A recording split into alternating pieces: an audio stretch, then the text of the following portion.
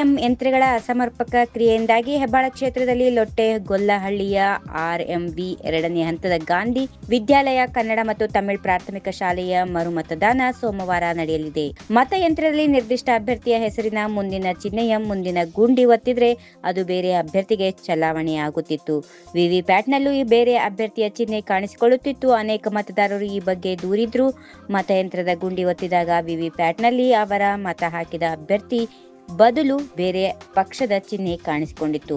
ನಾವು ಗುಂಡಿ ಒತ್ತಿದ ಅಭ್ಯರ್ಥಿಗೆ ಮತ ಚಲಾವಣೆ ಆಗಿಲ್ಲ ಎಂದು ಕೆಲವು ಮತದಾರರು ಆಕ್ಷೇಪ ವ್ಯಕ್ತಪಡಿಸಿದ್ರು. ಆಗ ಮತಗಟ್ಟೆ ಅಧಿಕಾರಿಗಳು, ನಿಮಗೆ ಇನ್ನೊಮ್ಮೆ ಮತ ಹಾಕಲು ಅವಕಾಶ ಕೊಡಲಾಗುತ್ತದೆ, ಆದರೆ ನೀವು ಯಾರಿಗೆ ಮತ ಹಾಕುತ್ತೀರಿ ಎಂದು ಹೇಳಿ ನಮ್ಮ ಸಮ್ಮುಖದಲ್ಲೇ ಗುಂಡಿ ಒತ್ತಬೇಕು.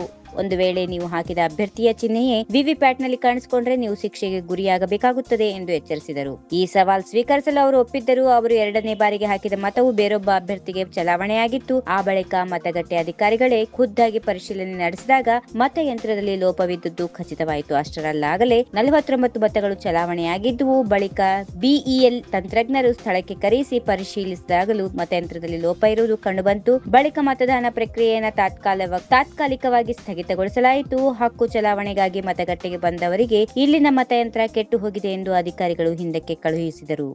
ಈ ವಿಡಿಯೋ ನಿಮಗೆ ಇಷ್ಟವಾದಲ್ಲಿ ಲೈಕ್ ಮಾಡಿ, ಶೇರ್ ಮಾಡಿ, ಸಬ್ಸ್ಕ್ರೈಬ್ ಮಾಡಿ.